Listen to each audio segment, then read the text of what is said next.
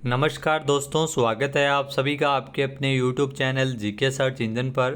तो दोस्तों, चतुर्थ श्रेणी भर्ती परीक्षा 2025 में करंट अफेयर्स के टोटल 10 क्वेश्चन आएंगे, जिसमें 5 राजस्थान के और 5 राष्ट्रीय करंट अफेयर्स के क्वेश्चन होंगे।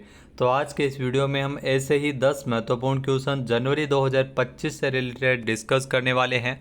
पूरा वीडियो बहुत ध्यान से देखना। PDF फाइल आप वीडियो के डिस्क्रिप्शन बॉक्स से डाउनलोड कर सकते हैं। तो चलिए शुरू करते हैं राजस्थान करंट अफेयर्स और इंडिया करंट अफेयर्स के 10 महत्वपूर्ण क्वेश्चन।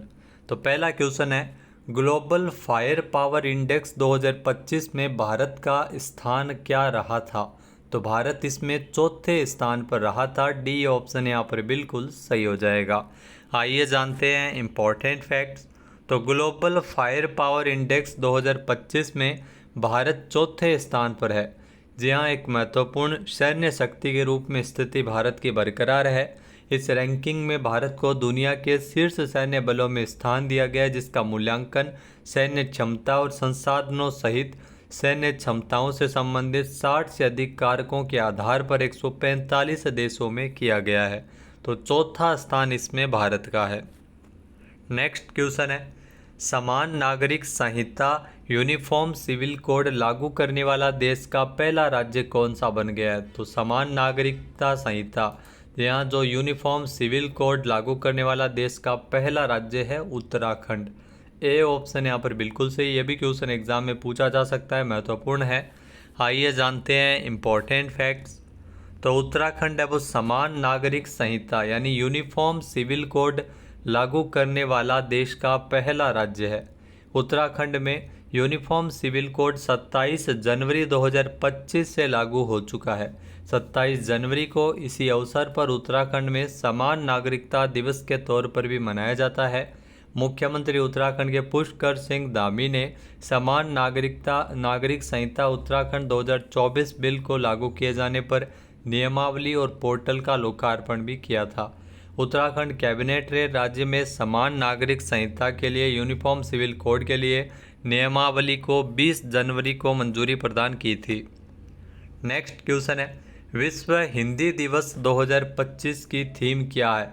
यहाँ डे से रिलेटेड भी क्वेश्चन और आजकल थीम भी एग्जाम में पूछी जा रही है। तो विश्व हिंदी दिवस 2025 जो हाल ही में जनवरी माह में 10 जनवरी को मनाया गया था, तो 10 जनवरी को विश्व हिंदी दिवस मनाया जाता है।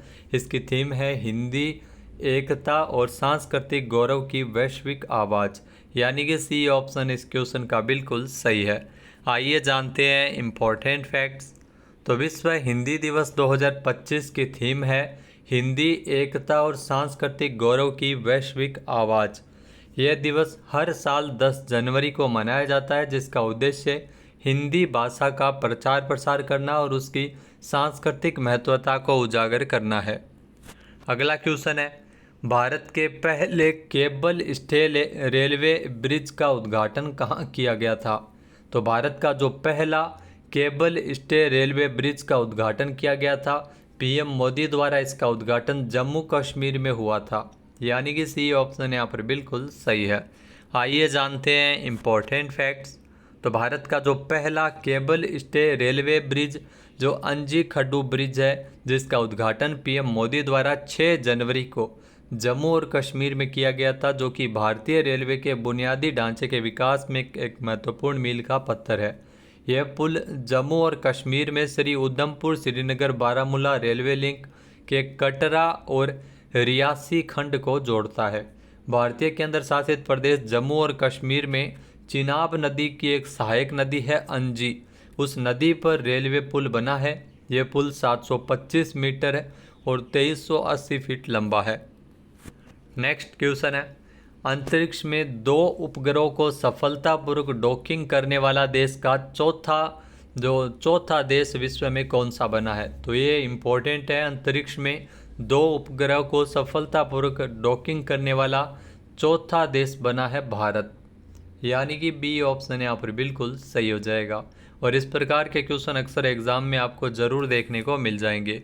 आइए जानते हैं इम्पोर्टेंट फैक्ट्स। तो भारतीय अंतरिक्ष अनुसंधान संगठन इसरो ने अंतरिक्ष में 2 सैटेलाइट्स की सफलतापूर्वक डॉकिंग करने में ऐतिहासिक उपलब्धि हासिल की है। इसरो ने यह उपलब्धि स्पेसडेक्स मिशन के अंतर्गत जो अंतरिक्ष में भेजे गए 2 उपग्रह जो SDX-01 जिसे चेजर कहा गया, SDX-02 जिसे टारगेट कहा गया, तो इन दोनों उपग्रहों की डॉकिंग करते हुए 16 जनवरी 2025 को उपलब्धि हासिल की है। इसरो के द्वारा स्पेसडेक्स मिशन जो कि 30 दिसंबर 2024 को PSLV C60 रॉकेट द्वारा ये प्रक्षेपित किया गया था। मिशन में प्रदर्शित की गई डॉकिंग प्रणाली भारतीय डॉकिंग सिस्टम है जो पूरी तरह से स्वदेशी है। ये दोनों उपग्रहों को सफलतापूर्वक डॉक करने के साथ ही भारतीय उपलब्धि हासिल करने वाला चौथा देश है आफ्टर अमेरिका, रूस और चीन के बाद। नेक्स्ट क्वेश्चन है, वर्ष 2024 के लिए पत्रकारिता के क्षेत्र में दिए जाने वाले प्रतिष्ठित मानक अलंकरण अवार्ड किसे मिला है? तो साल 2024 की अगर बात करें तो मानक अलंकरण अवार्ड ये महावीर शर्मा को मिला है। बी ऑप्शन यहाँ पर बिल्कुल सही है, जो कि दैनिक भास्कर से जुड़े हुए हैं, जोधपुर से है। आइए जानते हैं इम्पोर्टेंट फैक्ट्स। तो पत्रकारिता के क्षेत्र में दिए जाने वाले प्रतिष्ठित मानक अलंकरण पुरस्कार वितरण समारोह का आयोजन जयपुर के जो राजस्थान इंटरनेशनल सेंटर में 28 जनवरी 2025 को किया गया। समारोह में दैनिक जलते दीप की ओर से वर्ष 2022, 23 और 24 के लिए पूर्व में चयनित जो 18 प्रतिभाओं, पत्रकारों और जनसंपर्क अधिकारियों को सम्मानित किया गया, जिसमें मानक अलंकरण अवार्ड जो कि 43वां पुरस्कार साल 2024 के लिए महावीर शर्मा को मिला है, दैनिक भास्कर जोधपुर से है। 42वां पुरस्कार वर्ष 2023 के लिए अमित बैजनाथ गर्ग को मिला है, जो स्वतंत्र पत्रकार है, जयपुर से। और 41वां वर्ष 2022 के लिए मानक अलंकरण अवार्ड देव कुमार सिंगोदिया को मिला है, जो कि राजस्थान पत्रिका समूह के लिए जयपुर से है। नेक्स्ट क्वेश्चन है, राजस्थान की कितनी हस्तियों को पद्मश्री अवार्ड मिला है? तो राजस्थान की 3 हस्तियों को पद्मश्री अवार्ड मिला है। बी ऑप्शन यहाँ पर बिल्कुल सही है, और यहाँ से अक्सर आपको कोई ना कोई क्वेश्चन एग्जाम में देखने को मिलता है। तो 3 व्यक्तियों को पद्मश्री पुरस्कार मिला है। किन को मिला है आइए जानते हैं। तो केंद्रीय गृह मंत्रालय के द्वारा साल 2025 के पद्म पुरस्कारों की घोषणा की गई थी, जो गणतंत्र दिवस की पूर्व संध्या पर 25 जनवरी को। इसमें राजस्थान की 3 हस्तियों को पद्मश्री अवार्ड मिला है, जिसमें शीन काफ निज़ाम, शिव किशन बिस्सा इनका नाम है। इसके अलावा बैजनाथ जी महाराज और बतुल बेगम को यह पुरस्कार मिला है। शीन काफ निज़ाम की अगर बात करें तो जोधपुर से है, शिव किशन बिस्सा इनका नाम है और इनको साहित्य के क्षेत्र में पद्मश्री पुरस्कार मिला है। बैजनाथ जी महाराज जो सीकर से है और इनको अध्यात्म के क्षेत्र में, और बतुल बेगम जो कि कला से संबंधित है, मांड गायिका है बतुल बेगम और इनका संबंध जयपुर से है। नेक्स्ट क्वेश्चन है, राजस्थान विधानसभा में राष्ट्रीय पर्यावरण विषय पर 2 दिवसीय युवा संसद कार्यक्रम का आयोजन 24 और 25 जनवरी को कहाँ किया गया था? तो एक कार्यक्रम है 24 और 25 जनवरी को ही किया गया था, इसमें लिख दिया है, यानी कि ए ऑप्शन यहाँ पर बिल्कुल सही है। आइए जानते हैं इम्पोर्टेंट फैक्ट्स। तो 24 और 25 जनवरी को राजस्थान विधानसभा में जो राजस्थान विधानसभा अध्यक्ष वासुदेव देवनानी की पहल पर राष्ट्रीय पर्यावरण विषय पर यह 2 दिवसीय युवा संसद कार्यक्रम 2024-25 जिसमें 24 और 25 जनवरी को ये कार्यक्रम का आयोजन किया गया। इसके आयोजक है वो राजस्थान विधानसभा के सदन में इस नेशनल एनवायरनमेंट यूथ पार्लियामेंट का आयोजन राष्ट्रमंडल संसदीय संघ की राजस्थान शाखा के तत्वावधान में किया गया था। मुख्य उद्देश्य युवा संसद कार्यक्रम का जो मुख्य उद्देश्य है वो पर्यावरण के प्रति चेतना बढ़ाने के साथ ही प्राकृतिक संसाधनों और पारिस्थितिकी तंत्र के प्रति जागरूकता और संवेदनशीलता में मानवीय जिम्मेदारियों पर समझ बढ़ाना था। अगला क्वेश्चन है, महिलाओं को सशक्त बनाने के लिए राजस्थान मरु उड़ान अभियान कब शुरू किया गया?